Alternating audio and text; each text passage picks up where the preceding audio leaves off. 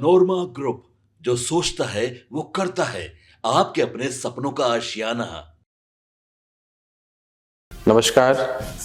गणतंत्र दिवस की बहुत बहुत शुभकामनाएं आप सभी देशवासियों का, खास करके छातापुर के जितने भी हमारे कलीग हैं, युवा साथी हैं, हमारे कितनकीन हैं, रिलेटिव्स हैं, जानने वाले हैं, हमारे पार्टी के नेतागण हैं, महिलाएं हैं, माता बहनें, आप सभी का गणतंत्र दिवस की बहुत बहुत शुभकामनाएं, बधाई।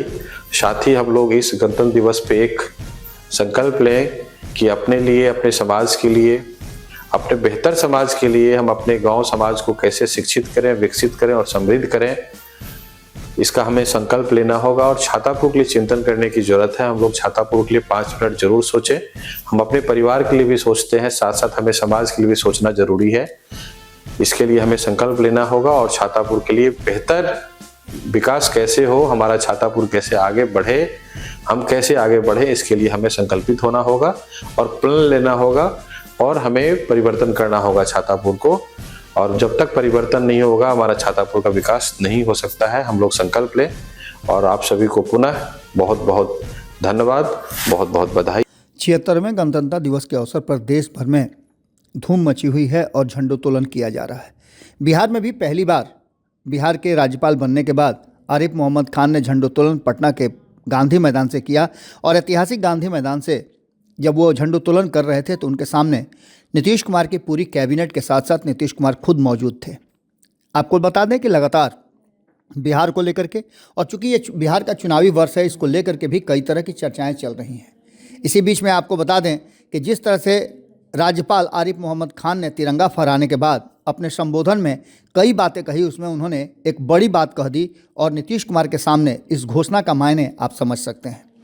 जैसा कि आप सभी जान रहे हैं कि इस बार बिहार में इसी वर्ष चुनाव होने हैं और चुनाव को लेकर के तैयारियां भी चल रही हैं।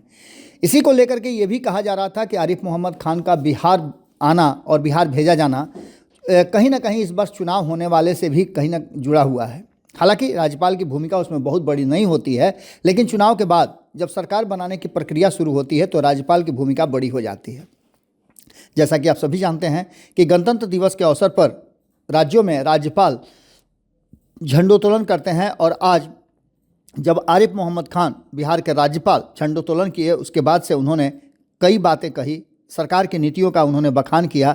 राज्यपाल ने अपने भाषण में बिहार सरकार की पिछले सालों में की गई उपलब्धियों का जिक्र करने के साथ साथ इनमें 9 लाख लोगों को रोजगार मुहैया कराना और शिक्षा व महिला सशक्तिकरण के क्षेत्र में किए गए प्रयासों का जम करके सराहना किया।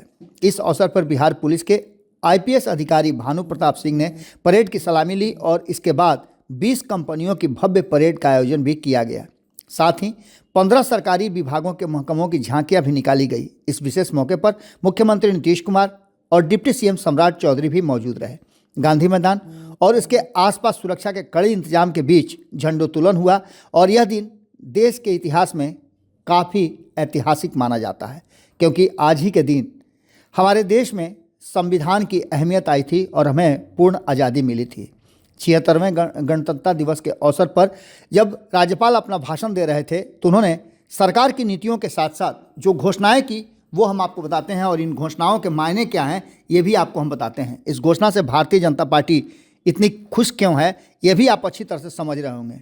2020 का चुनाव आपको याद होगा। 2020 के चुनाव में जब चुनावी प्रक्रिया शुरू हुई थी तो तेजस्वी यादव ने 10 लाख लोगों को अपने पहले कलम से सरकारी नौकरी देने की बात की थी और इस बार भी वो कई घोषणाएं लगातार करते जा रहे हैं, जिसमें माई बहन योजना से लेकर के और कई बातें। विपक्ष के इस तरह के एक्शन में आने से कहीं ना कहीं सरकार भी एक्शन में आती है और भारतीय जनता पार्टी को ऐसा लगता है कि आने वाले 2025 के चुनाव में भारतीय जनता पार्टी अपनी भूमिका को पूरी तरह से क्लियर रखेगी।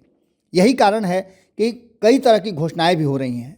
मुख्यमंत्री नीतीश कुमार ने अभी तक कुछ घोषणा नहीं किया है। हालांकि चुनाव से पूर्व मुख्यमंत्री नीतीश कुमार को भी 15 अगस्त को मौका मिलेगा देश की आज़ादी के दिन अपनी बातों को रखने का, और उसके ठीक बाद चुनाव होने हैं तो मुख्यमंत्री नीतीश कुमार तब क्या घोषणा करेंगे वो अलग बात है। लेकिन आज मुख्यमंत्री नीतीश कुमार के सामने ही राज्यपाल महामहिम आरिफ मोहम्मद खान ने ये घोषणा करते हुए कहा कि 12 लाख लोगों को सरकारी नौकरी देने और 34 लाख लोगों को रोजगार के नए अवसर प्रदान करने का वो वादा करते हैं।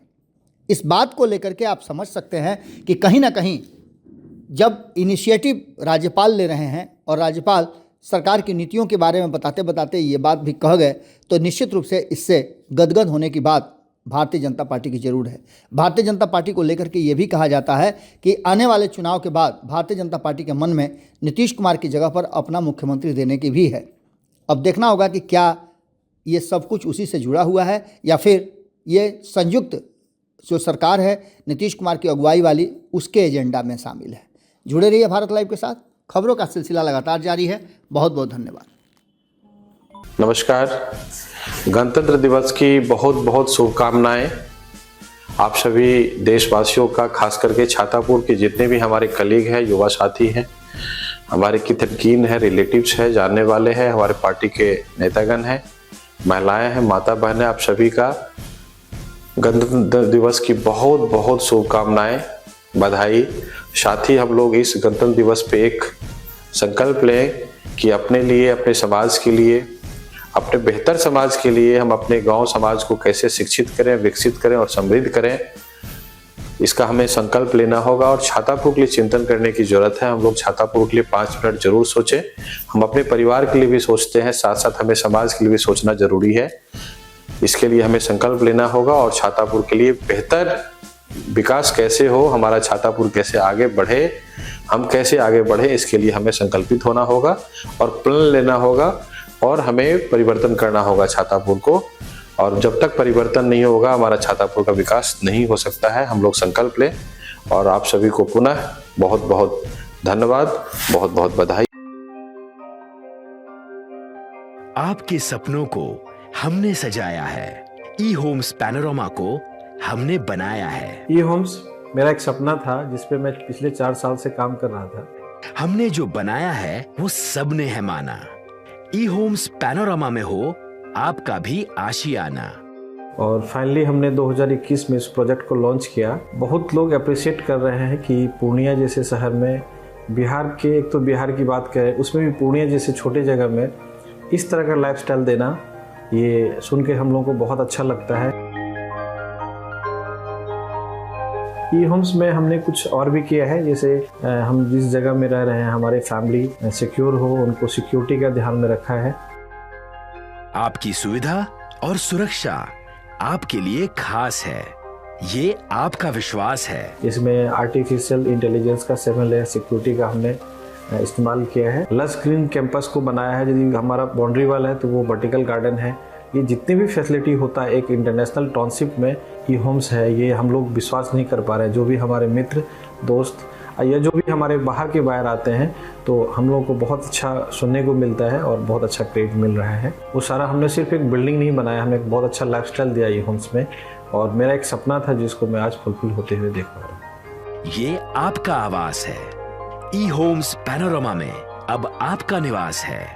ई Homes Panorama, luxurious lifestyle redefined. Panorama group, जो सोचता है वो करता है। अगर ये वीडियो पसंद आई और वह बिहार के राजनीति और बिहारियत से सरोकार रखेनी तो सब्सक्राइब बटन दबा के चैनल के सब्सक्राइब कर ली। ओजे एगो घंटी बा, ओकरा बटन दबा देला से कुल सटीक और मारक खबर रुआ मुफ्त में मिल जाई। अगर रुआ पत्रकारिता के हमनी के नया प्रयोग में सहयोग कर चाहतानी तो ज्वाइन बटन दबा दी। पेटीएम नंबर नोट कर ली 9386816700।